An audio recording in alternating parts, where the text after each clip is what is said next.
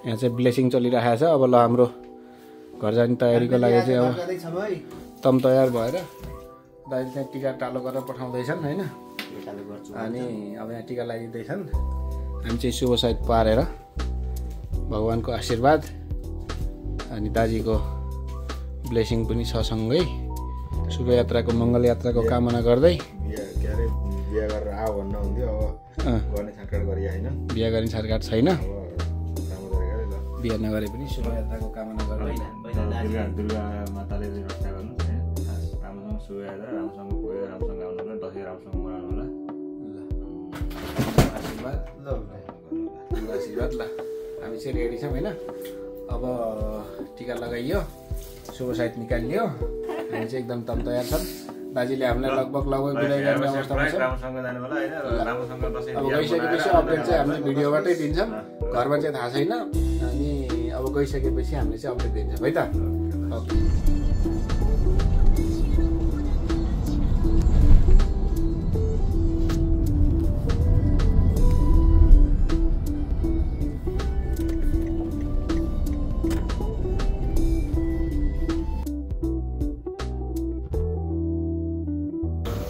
हामी चाहिँ यहाँ आइपुग्यो बस टर्मिनलको बाहिर। भर्खर यहाँ हामीलाई हाम्रो म्यानेजर साहबले छोडेर जानुभयो। झोला चाहिँ छ नि 6वटा ब्याग छ। अनि त्यसपछि हाम्रो ब्याग पनि छ।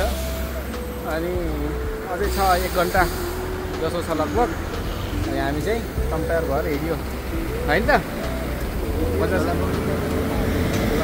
यहाँ छन् धेरै छन्, मान्छे 2 जना छन्। हामी चाहिँ बसमा बसिसक्यो।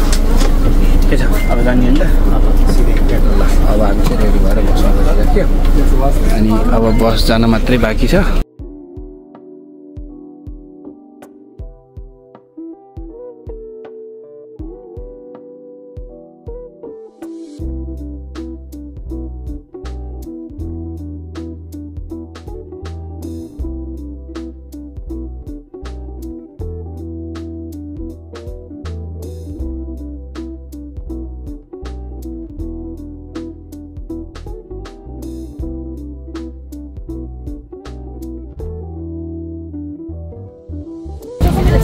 के छ रेडी होइन त। एकदम रेडी। ल अब हामी चाहिँ साउदर्न चाइनामा बसिसक्यौँ। अब चाइनाको लागि प्रस्थान गर्दैछौँ। अनि त्यसपछि चाइनामा चाहिँ 13 घन्टा ट्रान्जिट, त्यसपछि नेपाल ल है त। बसी हामी चाहिँ प्लेनमा बसिसक्यौँ।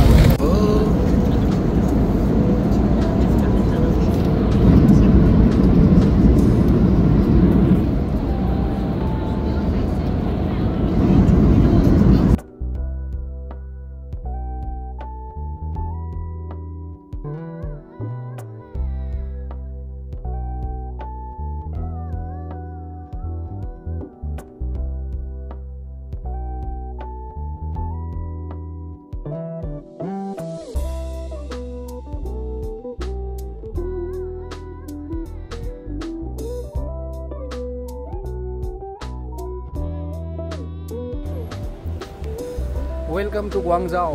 ल हामी चाहिँ अहिले ग्वाङजाओमा आइपुग्यौँ। अनि फ्लाइट टाइम डिले भएको भएर 1 घन्टा हामी लेट आइपुग्यौँ। अनि त्यसपछि अब हामीले ट्रान्सफर लिनलाई जाँदैछौँ। हामीले चाहिँ अब गेट खोल्दैछौँ। यहाँ चाहिँ ए मात्रै भनेर देखायो। अब हाम्रो ए कति हो होइन, अब 150 151 त्यसरी दिएको छ यहाँ। तर हाम्रो बोर्डिङमा चाहिँ मात्रै ए मात्रै लेखाएको छ। भनेपछि अब चाहिँ हामीले गेट खोल्ने तयारीमा छौँ। अनि गेट खोलिसकेपछि त्यहाँ हाम्रो वेटिङ हुन्छ। मिठो वेटिङ हुनेवाला छ 13 घन्टाको। 1 निद्रा मजाले सुतिन्छ। त्यसपछिबाट बल्ल कता जाने के गर्ने। ल अब हामी चाहिँ गेटको खोजीमा छौँ।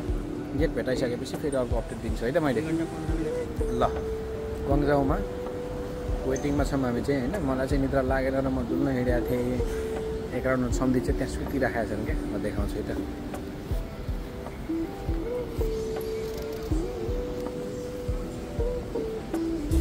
यस्तो छ अवस्था।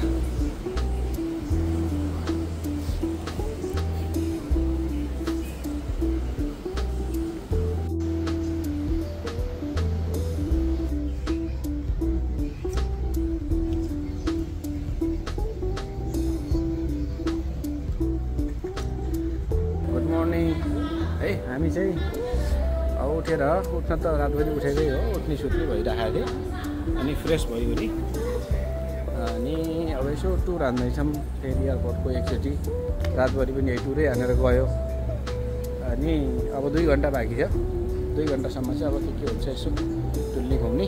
कति राम्रो फुल रहेछ यहाँ, ल कस्तो आर्टिफिसियल जस्तो हेर न। ल हामी चाहिँ अब टुर हान्दैछौँ। यसो केही खान लायक चिज भेटियो भने, हाम्रो खानै मिल्दैन एक त, अनि के खान लायक चिज भेटियो भने चाहिँ अब हामीले खाना खान्छौँ। खाना भन्दा पनि खाजा जस्तो। त्यसपछिबाट अनि फेरि लागिन्छ हामी मेलोमा। यता वेटिङ चल्दैछ। के छ केही भन्नु छ सम्धी? यही भन्नु छैन? Good night. ल त्यसो भए अब के हुन्छ अहिले एकछिनमा फेरि जानकारी गराउँछौँ हामीले। त्यहाँ कन्भिनियन्स स्टोर छ, त्यहाँ जाने चाहिँ ठिकै छ।